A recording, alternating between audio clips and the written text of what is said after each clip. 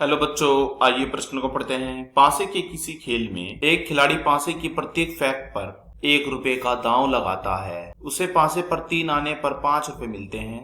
फेंक के लिए अथवा 6 आने पर 2 रुपए मिलते हैं, अन्यथा कुछ भी नहीं मिलता।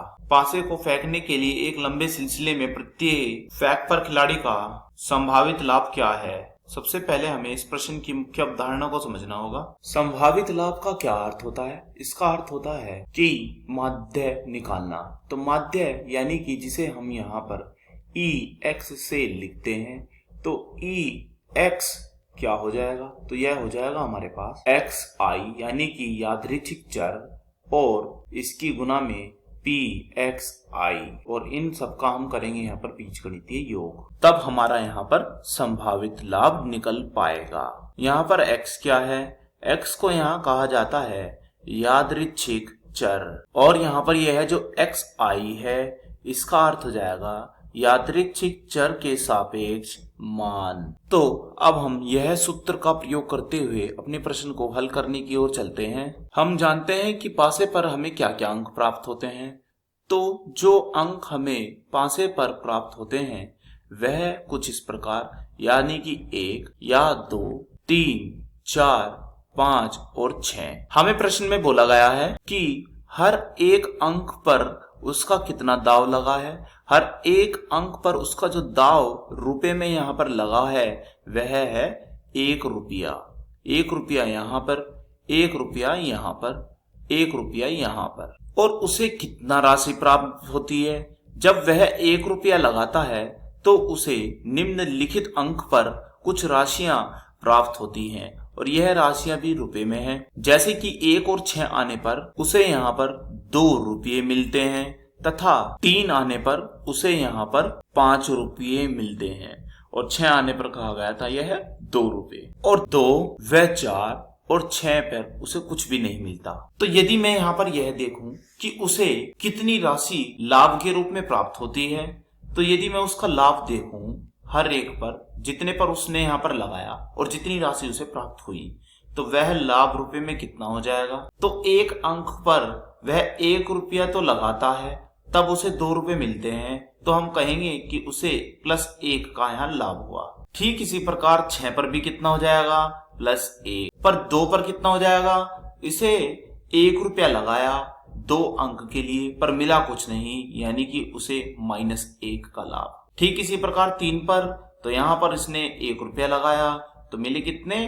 5, तो यानी कि हम कहेंगे +4 का लाभ। ठीक ऐसे ही 4 पर हो जाएगा -1 का, 5 पर भी हो जाएगा -1। तो यह जो हमारा लाभ है, क्योंकि उसने हमें यहाँ पर यह साफ बताया है कि जो हमें यहाँ पर माध्य निकालना है वह माध्य लाभ का है, तो हम कहेंगे कि हमारा X का काम यहाँ कौन करेगा? X हमारा यहाँ पर जो होगा वह लाभ होगा। तो यानी कि X जो हमारा यहाँ पर यादृच्छिक चर है, वह यादृच्छिक चर हमारा यहाँ लाभ है। तो कितने तरह के लाभ प्राप्त होते हैं?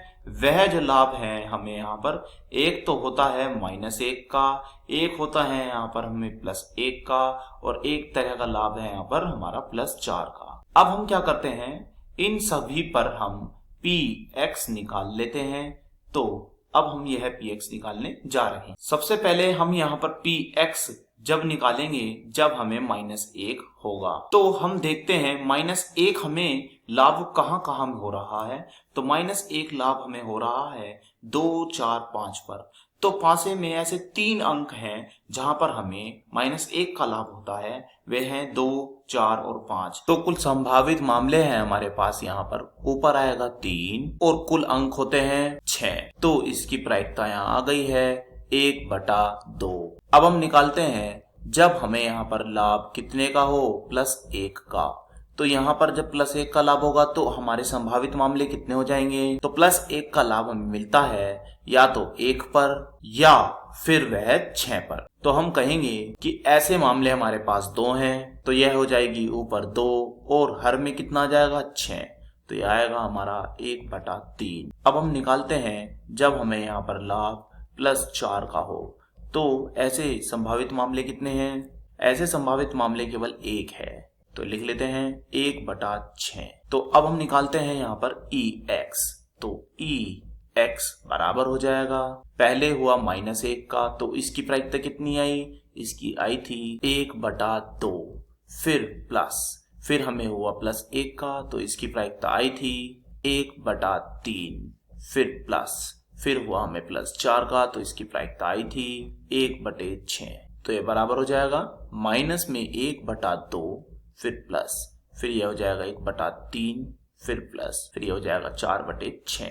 अब हम इनके हर एक जैसे बना लेते हैं। तो इसके लिए क्या करेंगे, 3 की गुणा कर देते हैं तो ऊपर भी 3 की गुणा हो गई, ऐसे ही यहाँ 2 की गुणा कर दी तो ऊपर भी 2 की गुणा हो, तो ये हो जाएगा हमारा -3/6 प्लस, फिर ये हो जाएगा 2/6 प्लस, फिर ये हो जाएगा 4/6। 6 को यहाँ हमने लघुत्तम ले लिया तो ऊपर क्या हो जाएगा, ऊपर हो जाएगा -3 प्लस का 2 प्लस का 4, 4 और 2 6, इनमें से 3 घटाना है तो ये हो जाएगा हमारा 3/6। तो हमारा EX कितना आ जाएगा, तो EX यानी कि यह आ गया है 1/2, अर्थात EX बराबर आ गया 0.5। तो हमने संभावित लाभ यहाँ पर निकाल लिया है। आशा करता हूँ यह प्रश्न आपको समझ में आया होगा।